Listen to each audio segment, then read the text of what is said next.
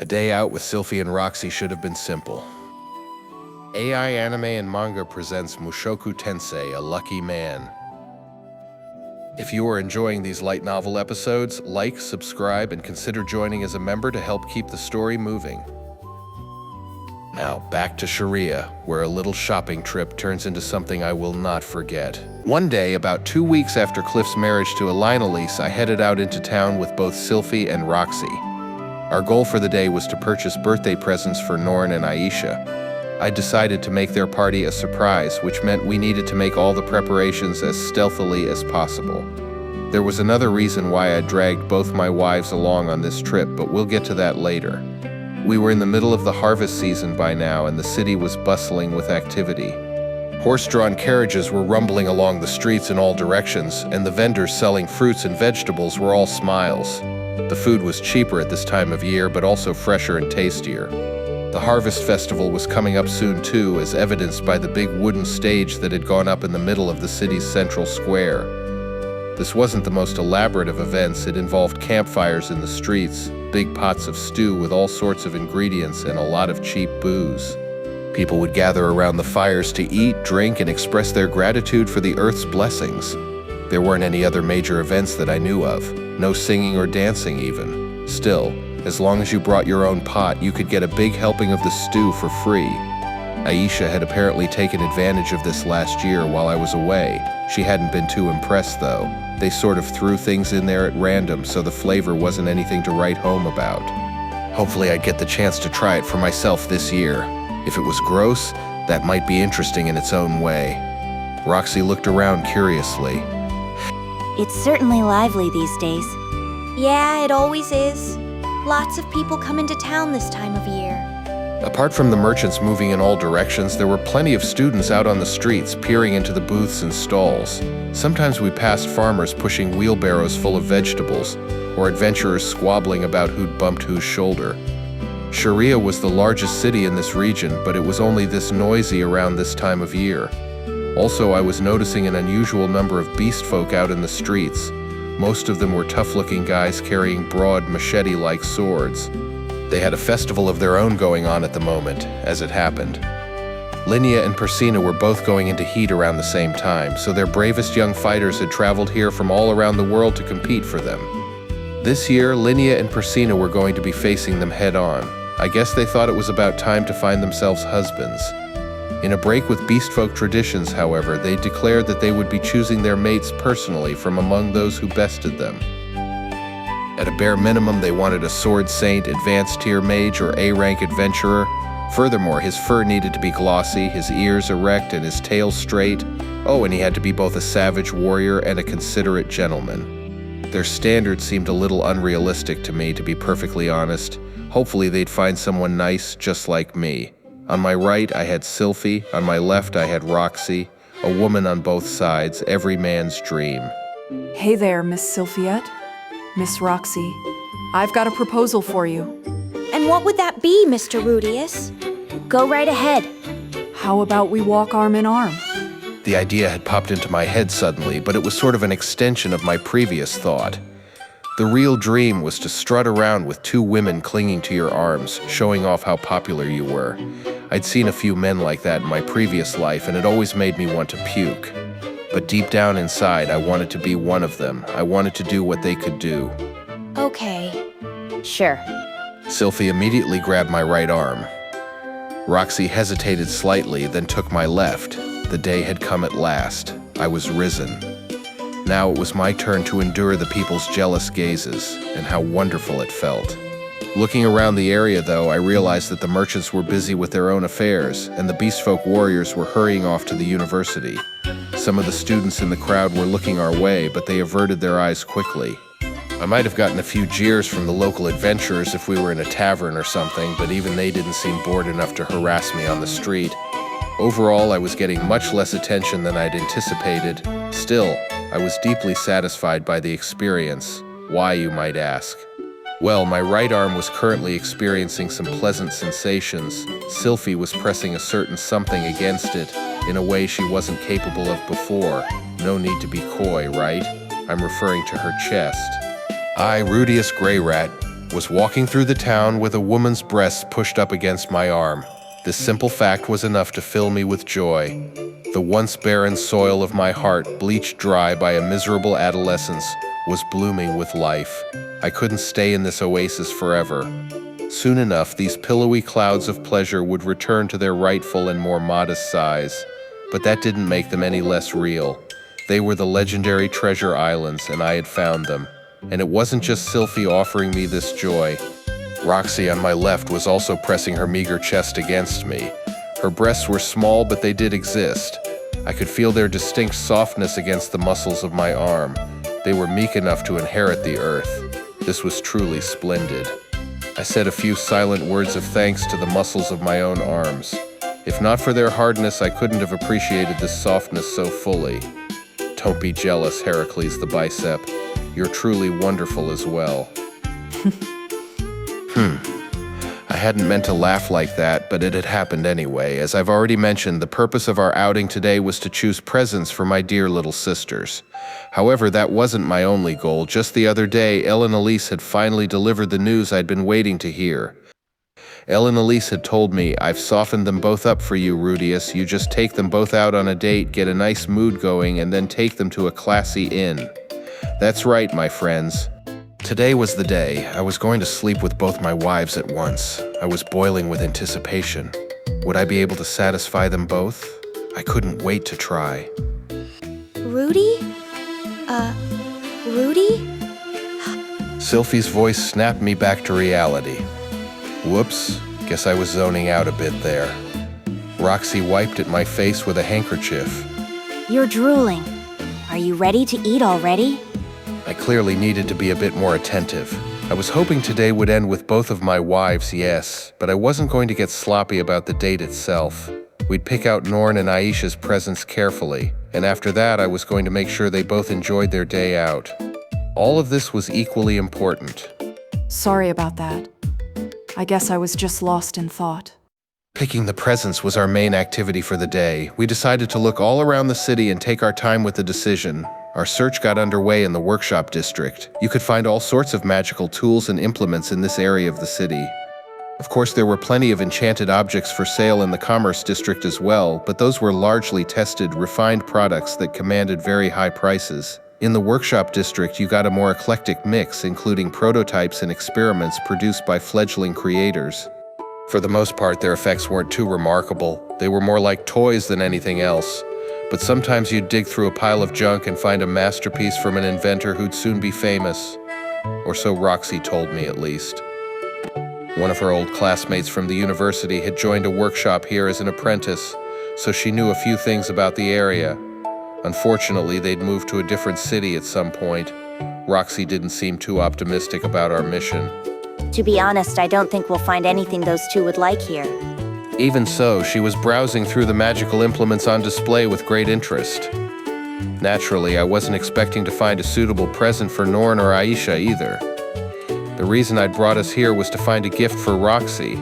Although we were formally married, I'd never really celebrated that with her. She wasn't interested in a wedding ceremony, but we could still have a belated party. My plan was to combine that event with Aisha and Norn's birthday celebration. Roxy didn't know about that part, of course. It was also a surprise. She thought she was in on the game, but I was playing five-dimensional chess here. If she expressed interest in anything on sale here, I planned to sneak back out and buy it a few days later. Of course, magical implements could get very expensive. Right now, our family's funding was coming from four main sources: Sylphie and Roxy's salaries, the royalties from that scroll Nana Hoshi gave me, and the money we'd earned from that labyrinth.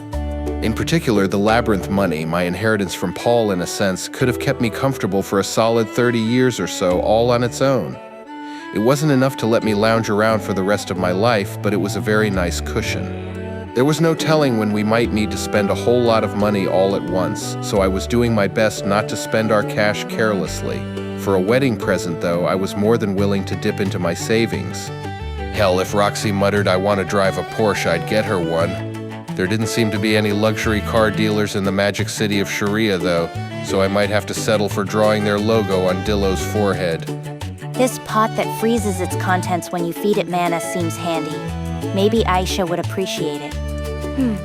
I get the feeling Aisha prefers cute things, honestly. Oh, you're right.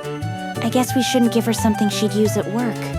I watched Roxy like a hawk as she chatted with Sylphie. So far, I hadn't noticed her yearning for anything in particular. She seemed totally focused on picking a present for my sisters, rather than finding something for herself. What do you think, Rudy? I think it would be delightful to lick your face like a dog, Roxy. Can you try to take this seriously? You're the one who suggested the trip, you know. Of course, I was thinking about Aisha and Norn's presents as well, but the stuff for sale around here just wasn't their style. After a while, we moved to the Commerce District. Our destination was Sylphie's favorite clothing store. I'd bought my current robe here, and it was my go-to place for finding presents also.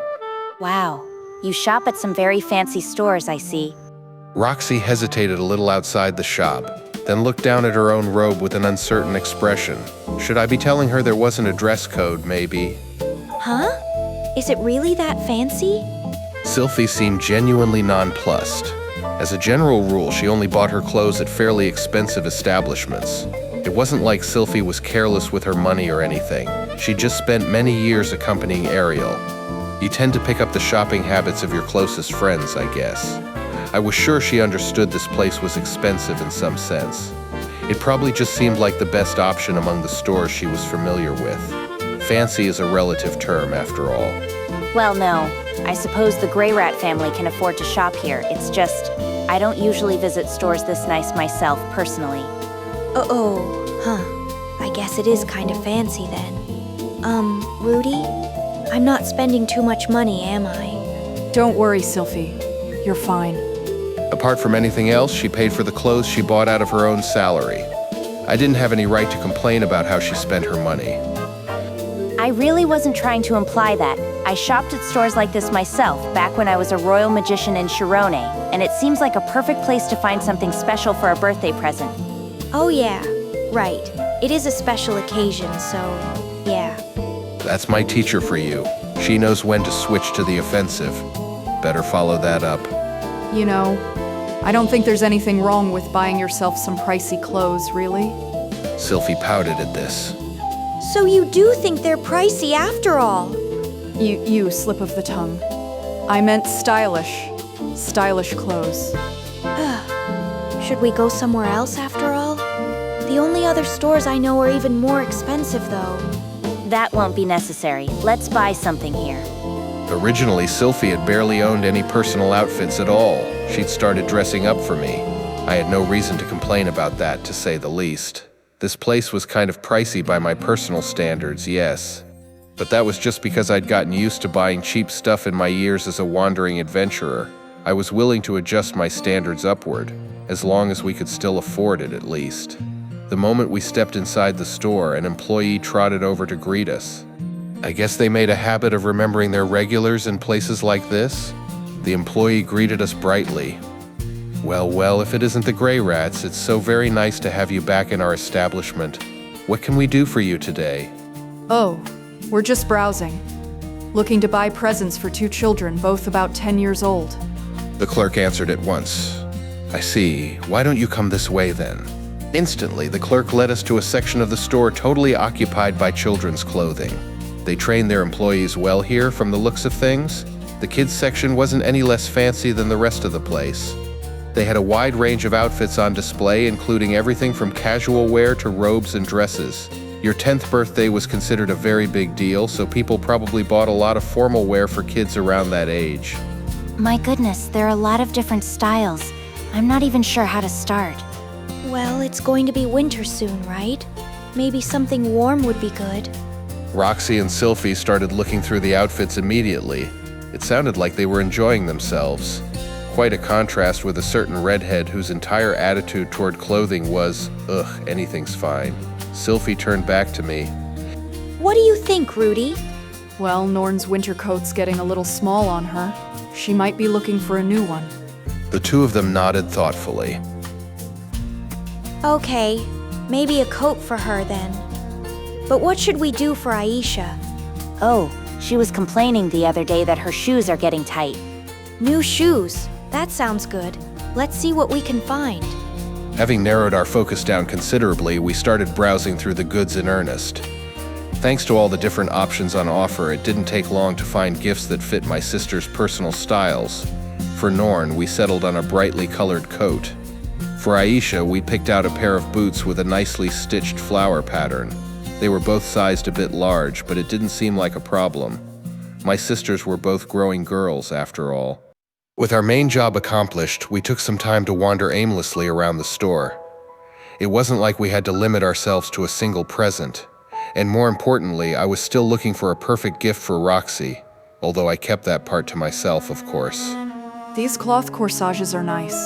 I wonder if Aisha would like them. Maybe. She does love flowers. Yeah. I'm not sure if a kid would appreciate that sort of thing, though. Come to think of it, I don't really know what sort of things Norn likes. Good question. She doesn't talk about her tastes that often. Not around me, at least. Norn has somewhat boyish tastes, I think. She likes swords, armor, horses, that sort of thing. Wait, really? How do you know that? Well, I've been trying to get to know her better, so... Roxy abruptly stopped in her tracks, trailing off mid-sentence. Her eyes were fixed on a certain outfit. It was a magician's robe, complete with hat, displayed prominently on a nearby stand. The robe was in an adult male's size, so there was no chance it would fit her. Still, she stared intently at it, more specifically at the hat. After a moment, she took off her own hat and began to study it with a conflicted expression. It was clearly an old hat at this point. I had a feeling it was the very same one she'd worn as my tutor back in Buena Village. It wasn't exactly falling apart at the seams, and its black coloring hid some of the wear and tear, but you could tell it had been through its share of battles. After putting her hat back on, Roxy gingerly stretched up to her full height and took the other one from its stand. She spun it around, found a price tag, and grimaced. An instant later, she'd put it right back where it came from. Apparently, it wasn't cheap. With an audible sigh, she turned to rejoin us. It was clear she'd already pushed the matter out of her mind. Sylphie sidled up to me. Hey, Rudy, let's go with that. Hey. Sounds good. It seemed we'd both had the same thought. We'd found Roxy's present. A little while later, we ordered Norn's coat and Aisha's boots and left the store. I'd also secretly bought the hat for Roxy. We'd be picking up the goods on the day of the party itself. The store promised to wrap everything up for us, fortunately. I was starting to really look forward to it. Finally, the three of us headed to the lodging district, where many of the local adventurers congregated. We'd been wandering across the city at a leisurely pace, so it was already early evening. This was about the time of day when adventurers would return from their labyrinth explorations, bearing new prizes. It was also the time of day when parties running low on funds would start selling off their goods to replenish their cash reserves. Sometimes you could stumble onto a great deal if you knew what you were doing. Still, magic items were always on the pricey side, and we honestly didn't have much need for them. This was more of a window shopping expedition, or so I thought going in at least. See, Sylphie? This is the kind of thing adventurers wear. Most people buy stuff like this when they need an outfit. Okay, I get it. But I don't wear stuff like this too often, you know? I'm not sure if it's going to work for me.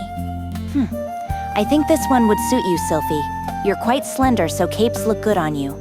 Carried away by our conversation, we ended up buying Sylphie a whole new set of clothes. It was the kind of outfit a mage knight might wear, complete with elbow guards.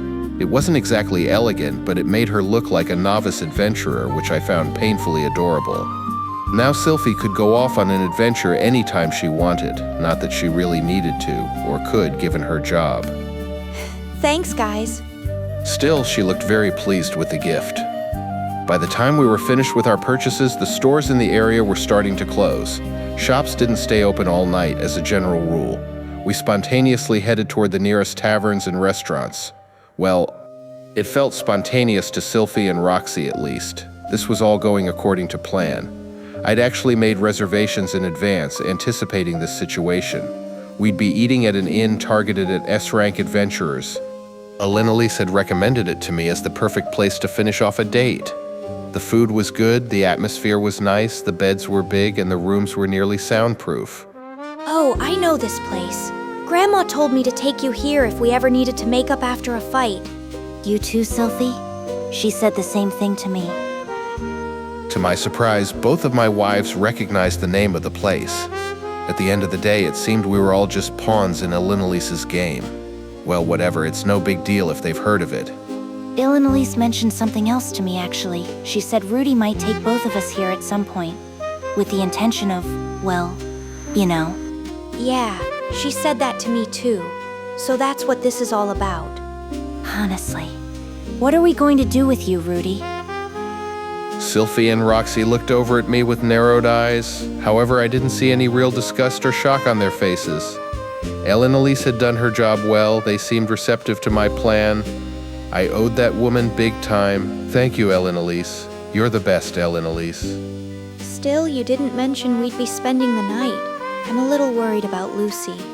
The objection was reasonable enough, but of course I hadn't overlooked that little detail either. Don't worry, Sylphie. I entrusted her to Lilia for tonight.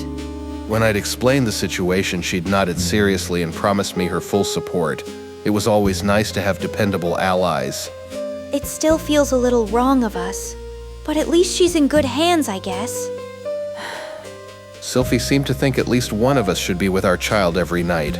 A very understandable perspective, but nah, I won't make any excuses for myself. Sorry, Lucy. I do love you, okay? Forgive your wicked, lustful father. Roxy piped up next. I do have school tomorrow, you know. Her job was important, of course, but this wouldn't be an issue either. We'll just wake up early and head back to the house before you need to leave. Do you think we'll be able to wake up early? I'm not sure I will. This is always exhausting for me. Don't worry, Roxy. I've got it. Well, if you say so, Rudy. Phew, it had taken a bit more convincing than I expected, but I'd gotten both of their approval. All right then, dear. Be gentle with us, please. We'll do our best.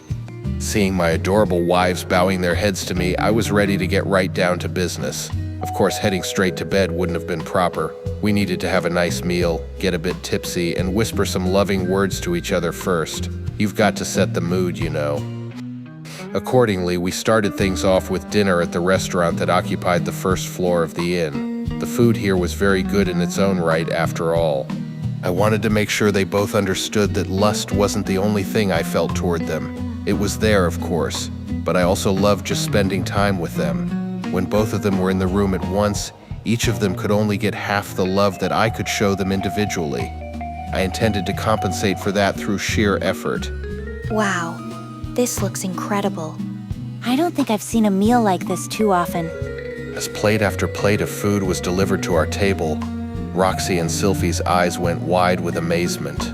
In the Northern Territories, raw ingredients were expensive and hard to buy in bulk, which meant ordinary meals tended to be a little meager. But this was the season where food was most plentiful, and we were also in a very expensive restaurant. Among other things, we had a huge bowl of salad full of fresh, juicy vegetables, a spicy soup packed with freshwater fish, and a glistening, well-seasoned black and blue steak. None of it was the sort of stuff you got to eat very often in these parts. In addition, the meal had come with a bottle of whiskey-like liquor with a rich aroma. This soup is delicious. I wonder how they seasoned it. Maybe oil infused with mustard? Sylphie wasn't touching the alcohol, probably because of Lucy. She was entranced by the soup, though, and kept taking additional servings. I should see if I can find a recipe. Rudy, would you try it if I made some? She tilted her head at me in a particularly adorable way as she asked this question. It really stoked my appetite, if you know what I mean. I'll gobble it all down, and then have you as a side dish. Oh, come on, Rudy. Finally, we had dessert. It was actually a standard part of the meal at this place. Still, their offering wasn't exactly comparable to the more complex cakes and sweets you'd find in a place like the holy country of Millie's. It mainly consisted of fruits that looked a lot like apples. I'd eaten these before, but they were much sourer than the apples from my old world. At this restaurant, however, they chopped them up into bite-sized chunks for you and immersed them in a gooey, honey-like syrup. It tasted something like a candied apple, or maybe a thicker variety of fruit punch.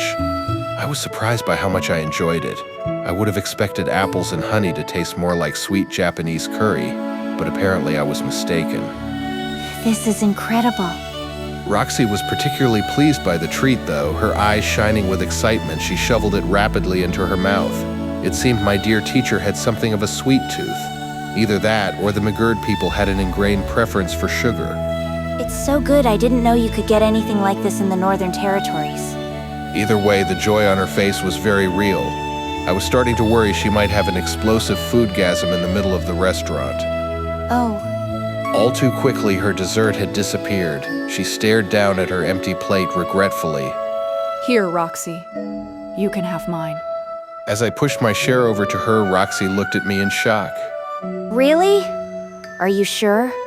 I'd been enjoying the dessert myself, of course, but I enjoyed seeing that look of pure delight on her face even more. Yeah, I'm sure. Here, say A. I'm not a child, you know.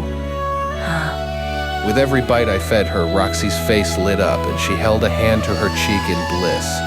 It made me want to keep going indefinitely, but sadly my share of the dessert had disappeared as well. We'd have to continue this the next time we came here. Okay then. We've had a nice dinner and I've softened them up with sweets. I think it's about time. You know, ladies, What is it, Rudy? Go ahead. I've actually reserved a room here as it happens. This feels good. That was another line I wanted to say at least once. Right. Roxy, I know we talked about this a bit, but are you sure you're okay doing this with me? Yes, I think I'm ready for this. Let's do it. Roxy and Sylphie nodded to each other, blushing slightly. This was going to be a night to remember. Legends of the University, number 8. The boss is loaded. That was supposed to be a simple date, but simple days have a way of becoming precious. Tell me which gift choice was your favorite, and whether Roxy's hat deserved the price. Choose the next episode on screen, or jump into the playlist to keep following the family. YouTube members get upcoming episodes early and help support the narration, subtitles, thumbnails, and rendering. Like, subscribe, and I will see you in the next part.